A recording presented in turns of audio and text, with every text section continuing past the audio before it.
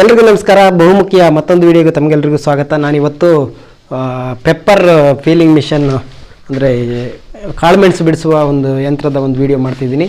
ಅದು ಹೇಗಿದೆ ಅಂತೇಳಿ ನಾನು ತಂದಿರುವಂಥ ಒಂದು ಮಿಷನ್ನು ಅದು ಯಾವ ರೀತಿ ಇದೆ ಅಂತೇಳಿ ನಿಮಗೆ ತೋರಿಸಲ್ಕೊಟ್ಟಿದ್ದೀನಿ. ಅದಕ್ಕೂ ಮುಂಚೆ ನೀವೇನಾದರೂ ಮೊದಲನೇ ಬಾರಿ ನನ್ನ ಚಾನಲ್ ನೋಡ್ತಿದ್ರೆ ದಯವಿಟ್ಟು ವಿಡಿಯೋಗೊಂದು ಲೈಕ್ ಕೊಟ್ಟು ಶೇರ್ ಮಾಡಿ ಚಾನಲ್ ಸಬ್ಸ್ಕ್ರೈಬ್ ಮಾಡಿಕೊಳ್ಳಿ ಅಂತ ಹೇಳ್ತಾ ವಿಡಿಯೋ ಶುರು ಮಾಡೋಣ ಬನ್ನಿ ಸ್ನೇಹಿತರೆ. ನಾವಿಲ್ಲಿ ತಂದಿರುವಂಥದ್ದು ವಿಟೆಕ್ನವರ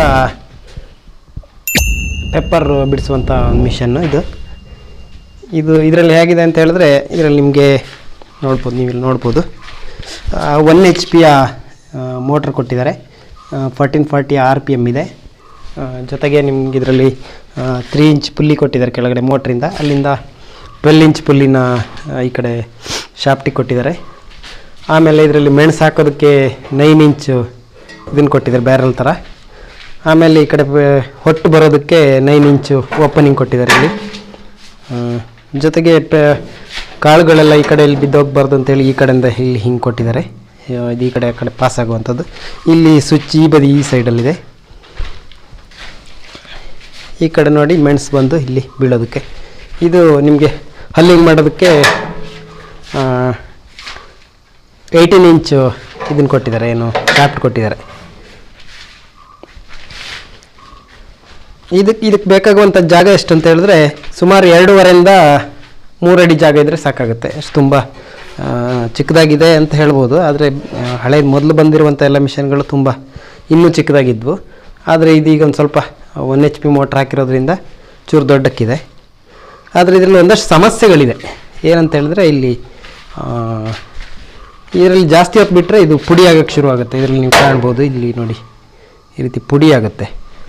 ಕಾಳುಗಳು ಕೂಡ ಒಂದಷ್ಟು ಓಪನ್ ಆಗಿ ಬರುವಂಥ ಈ ಥರ ಆಗುತ್ತೆ. ಮತ್ತೇನಂತ ಹೇಳಿದ್ರೆ ಇಲ್ಲಿ ಕಾಳು ಬಂದು ಕೆಳಗಡೆ ಬೀಳೋದಿಲ್ಲ. ಅದ್ರ ಬದಲು ಈ ಜಾಗದಲ್ಲಿ ಸ್ಟಾಕಾಗಿ ಕೂತ್ಕೊಳ್ಳುತ್ತೆ. ಇದರ ಡೌನು ತುಂಬ ಕಡಿಮೆ ಆಗಿರೋದ್ರಿಂದ ಕಾಳುಗಳು ಕೆಳಗಡೆ ಬಂದು ಬೀಳಲ್ಲ, ಅಲ್ಲೇ ಸ್ಟಾಕ್ ಆಗ್ತವೆ. ನೋಡೋಣ ಅದು ಹೇಗೆ ಬರ್ತಿದೆ ಅಂಥೇಳಿ ಒಂದಷ್ಟು ಹಾಕಿ ನೋಡೋಣ. ಮತ್ತೇನಂತ ಹೇಳಿದ್ರೆ ಇಲ್ಲಿ ಒಂದಷ್ಟು ಸ್ಪೇಸ್ ಇರೋದ್ರಿಂದ ನಿಮಗೆ ಇಲ್ಲಿ ಬುಟ್ಟಿ ಇಟ್ಕೊಳ್ಳೋಕ್ಕಾಗುತ್ತೆ. ಹಿಂಗೆ ಇಟ್ಕೋಬೋದು. ಹಿಂಗೆ ಇಟ್ಕೊಂಡು ಈ ಜಾಗದಿಂದ ಇಲ್ಲಿಗೆ ಹಾಕೋದಕ್ಕೆ ತುಂಬ ಅನುಕೂಲ ಆಗುತ್ತೆ. ನೋಡಿ ಈಗ ಹಾಕಿ ತೋರಿಸ್ತೀನಿ ಒಂದು ಸೆಕೆಂಡ್.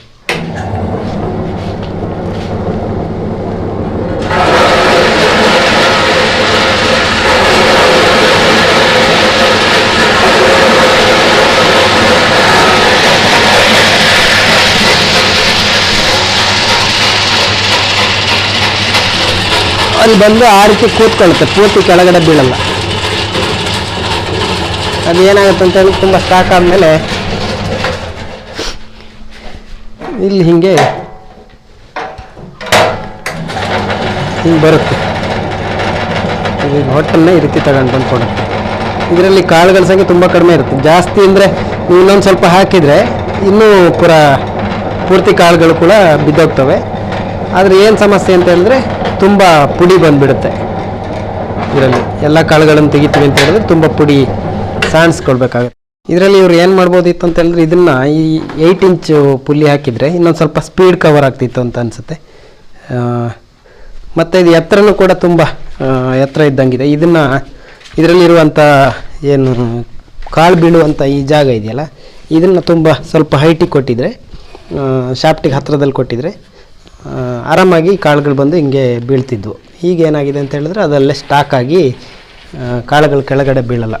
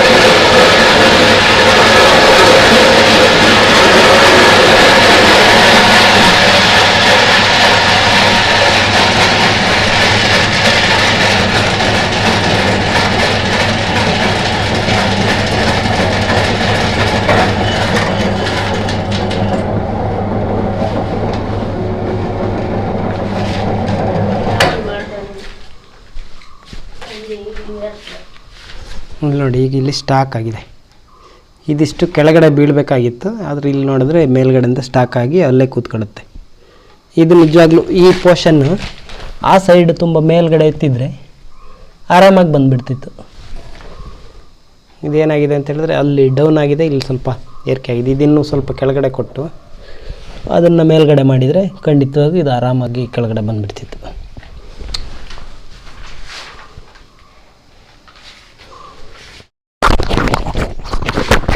ಇದರಲ್ಲಿ ಇನ್ನೊಂದು ಆಪ್ಷನ್ ಏನಂತ ಹೇಳಿದ್ರೆ, ಈ ಟಾಪನ್ನು ತೆಗೆದ್ರೆ ನಿಮಗೆ ಅಡಿಕೆನ ಉದುರು ಮಾಡುವಂಥ ಮಿಷನ್ನ ಟಾಪನ್ನು ಹಾಕ್ಕೋಬೋದು. ಅದು ಇನ್ನೊಂದು ಅನುಕೂಲತೆ ಇದರಲ್ಲಿರೋದು.